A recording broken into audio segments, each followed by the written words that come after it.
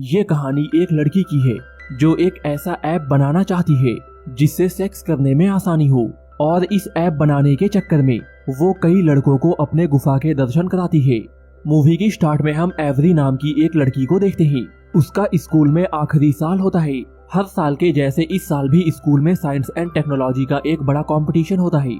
इस कंपटीशन में सारे पार्टिसिपेंट्स को एक ऐसा ऐप बनाना था जो पर्सनल काम में लोगों की हेल्प करे, और इस ऐप को बनाने के लिए सभी को 34 डेज का टाइम भी दिया जाता है।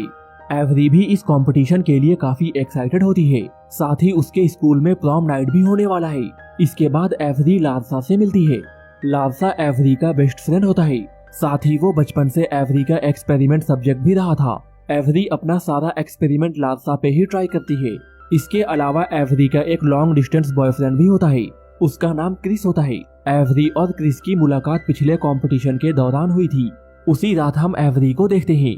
वो ऐप के बारे में आइडिया ढूंढ रही थी, लेकिन उसे कुछ भी समझ में नहीं आ रहा था। तभी उसके पास उसके बॉयफ्रेंड क्रिस का कॉल आता है। यहाँ वो एवरी से प्रॉम नाइट के बारे में बात कर रहा था, क्योंकि प्रॉम नाइट के बाद वो एवरी के साथ इंटीमेट होना चाहता है। एवरी जैसे ही इंटीमेट होने वाली बात को सुनती है, उसे अंदर से डर लगने लगता है। फिर वो बहाना बनाकर कॉल कट कर देती है। अब एवरी समझ गई थी सेक्सुअल डिजायर ही उसकी पर्सनल प्रॉब्लम है, और वो डिसाइड करती है वो इसी प्रॉब्लम को सॉल्व करने के लिए ऐप बनाएगी। उसके अनुसार ये उन लोगों के काम आएगा जो लव मेकिंग या फिजिकल होने से डरते हैं। चूंकि ऐप बनाने के लिए एवरी को डेटा चाहिए था, इसके लिए वो 3 लेडी से मिलती है, लेकिन इन तीनों को भी इस बारे में कोई आइडिया नहीं होता है। तभी उनमें से एक लेडी एवरी से कहती है, तुम्हें इस बारे में इंटरनेट सर्च करना चाहिए। लेकिन इंटरनेट पर भी एवरी को कुछ भी ढंग का नहीं मिलता, जिसके बाद वो डिसाइड करती है वो खुद ही जाकर लोगों से डेटा कलेक्ट करेगी।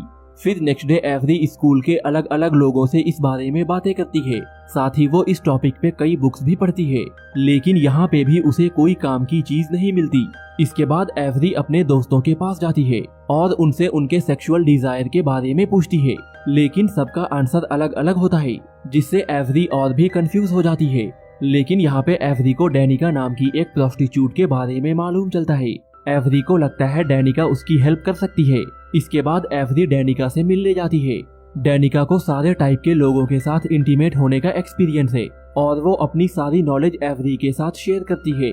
साथ ही वो एवरी से कहती है, तुम्हें भी फिजिकली इंटीमेट होकर इस चीज को एक्सपीरियंस करना चाहिए, तभी तुम इस ऐप को अच्छे से बना पाओगी।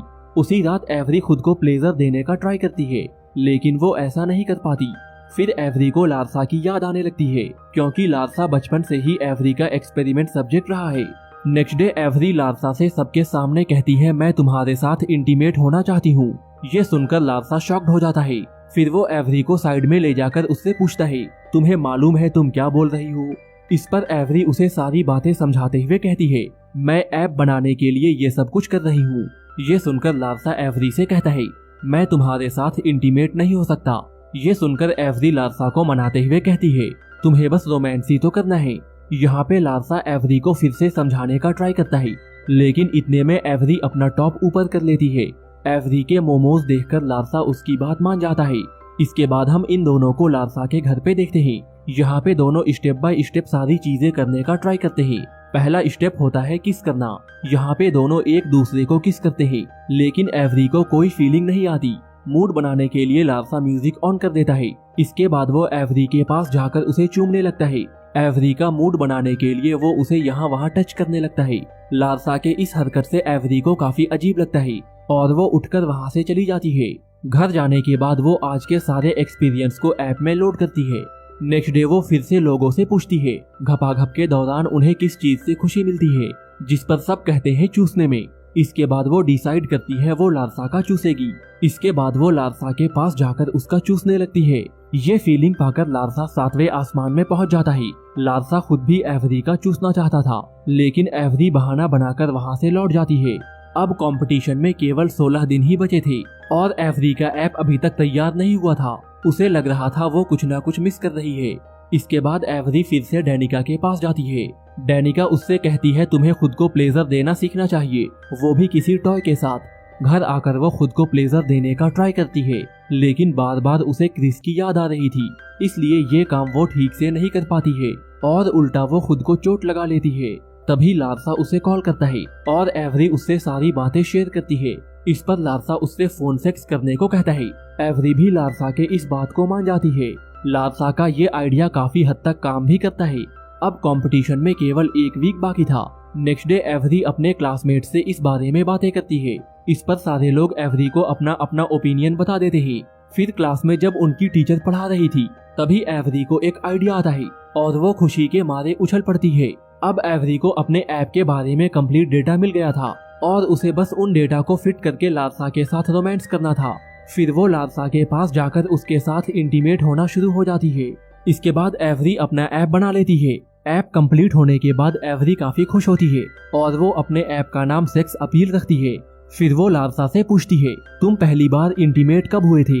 इस पर लारसा कहता है, मैं तब तक किसी के साथ इंटीमेट नहीं हो सकता जब तक मेरे मन में फीलिंग ना हो, और मैंने पहली बार तुम्हारे साथ ही किया है। ये कहकर वो एवरी को चूमने लगता है, लेकिन एवरी उसे रोकते हुए कहती है, मेरे दिल में तुम्हारे लिए कोई भी फीलिंग नहीं है। मैं तो बस तुम्हारे साथ एक्सपेरिमेंट कर रही थी ताकि मैं अपना ऐप बना पाऊँ। उसी रात लारसा एवरी को साथ में साइंस म्यूजियम चलने के लिए कहता है, लेकिन एवरी उसे मना कर देती है क्योंकि अगले दिन एवरी का कंपटीशन होता है। ये सुनकर लारसा को अच्छा नहीं लगता है और वो उदास होकर वहाँ से लौट जाता है। लारसा को ये समझ आ जाता है एवरी ने उसका फायदा उठाया है और वो अब भी उसे मात्र एक एक्सपेरिमेंटल सब्जेक्ट मानती है। नेक्स्ट डे एवरी कंपटीशन में जाती है। वहाँ क्रिस भी आया हुआ था और उसने फाइनेंस से रिलेटेड एक ऐप बनाया था। फिर रात में एवरी अपने ऐप का इस्तेमाल करके क्रिस के साथ इंटीमेट होती है, लेकिन यहाँ पे एवरी का मूड खराब हो जाता है क्योंकि क्रिस उसे सेटिस्फाई नहीं कर पाता। एवरी समझ जाती है सारे काम ऐप से नहीं किए जा सकते। फिर नेक्स्ट डे एवरी अपने ऐप का प्रेजेंटेशन देती है, लेकिन किसी को भी उसके ऐप में इंटरेस्ट नहीं होता और क्रिस ये कंपटीशन जीत जाता है। इसके बाद एवरी लारसा के पास जाती है और उसे अपने साथ घपाघप करने के लिए कहती है। यहाँ पे लारसा एवरी को मना कर देता है क्योंकि एवरी को उसकी फीलिंग्स की रेस्पेक्ट ही नहीं थी। यहाँ पे लारसा एवरी से कहता है, पहले मेरे दिल में तुम्हारे लिए फीलिंग्स थी, लेकिन तुमने केवल मेरा इस्तेमाल किया और इसलिए अब मेरे अंदर कोई भी फीलिंग्स नहीं बची। वो कहता है, अब मैं किसी ऐसी लड़की के साथ रिलेशन में आऊंगा जो मेरी फीलिंग्स को समझे, ना कि मेरा इस्तेमाल करे। ये कहते हुए वो एवरी को वहाँ से जाने के लिए कहता है। यहाँ एवरी को भी रियलाइज होता है उसने लारसा के साथ गलत किया है। घर आने के बाद एवरी लारसा को मिस करती है क्योंकि उसने अपना बेस्ट फ्रेंड खो दिया। तभी उसकी माँ रूम में आती है। अपनी माँ को देखकर एवरी कहती है, मैंने उसे खो दिया। ये सुनकर उसकी माँ कहती है, और कंपटीशन? एवरी कहती है, उसे भी। फिर उसकी माँ पूछती है, वर्जिनिटी? तो एवरी कहती है, वो भी। यहाँ पे उसकी माँ उसे समझाते हुए कहती है, अगर तुम्हें लग रहा है तुमने किसी स्पेशल को खो दिया तो इसका मतलब ये है तुम उससे प्यार करती हो और तुम्हें अपनी फीलिंग्स उसे बता देनी चाहिए। नेक्स्ट डे एवरी लारसा के म्यूजिक क्लास में जाती है और वहाँ वो उससे कहती है, तुम सही थे, प्यार और इंटीमेसी एक दूसरे से कनेक्टेड है। ये सुनकर लारसा वहाँ से जाने लगता है। ये देखकर एवरी भी उसके पीछे भागते हुए कहती है, मैं जानती हूँ मैंने तुम्हें हर्ट किया है, लेकिन अब मुझे मेरी गलती का एहसास हो गया है। इस पर लारसा कहता है, मुझे मेरी जैसी लविंग और केयरिंग गर्लफ्रेंड चाहिए, ना कि तुम्हारे जैसी इस्तेमाल करने वाली। तभी एवरी लारसा से प्रॉम नाइट पे चलने के लिए कहती है। लारसा हमेशा से एवरी के साथ प्रॉम नाइट पे जाना चाहता था, लेकिन यहाँ पे वो एवरी को मना कर देता है। लारसा कहता है, प्रॉम पे तो तुम क्रिस के साथ जाने वाली थी, लेकिन इस पर एवरी हंसते हुए उसे आई लव यू बोल देती है। यहाँ पे लारसा को एवरी की बातों का कोई फर्क नहीं पड़ता और वो उसे छोड़कर वहाँ से लौट जाता है। ये देखकर एवरी वहीं बैठकर रोने लगती है। तभी एक लेडी एवरी के पास आकर कहती है, अगर तुम सच में उससे प्यार करती हो तो तुम्हें वो करना चाहिए जिससे वो खुश हो। ये सुनकर एवरी एक लड़की के पास जाती है। ये वही लड़की थी जिसे लारसा पसंद करता है और वो इसके साथ प्रॉम पे जाना चाहता है। फिर वो उसे लारसा के साथ प्रॉम पे जाने के लिए कहती है, जिस पर ये लड़की भी मान जाती है। फिर हम प्रॉम नाइट का सीन देखते हैं। यहाँ एवरी अकेली खड़ी होकर लारसा को देख रही थी। यहाँ एवरी लारसा को खुश देखकर स्माइल करती है। फिर लारसा भी एवरी को देखकर स्माइल करता है और यही ये मूवी खत्म हो जाती है।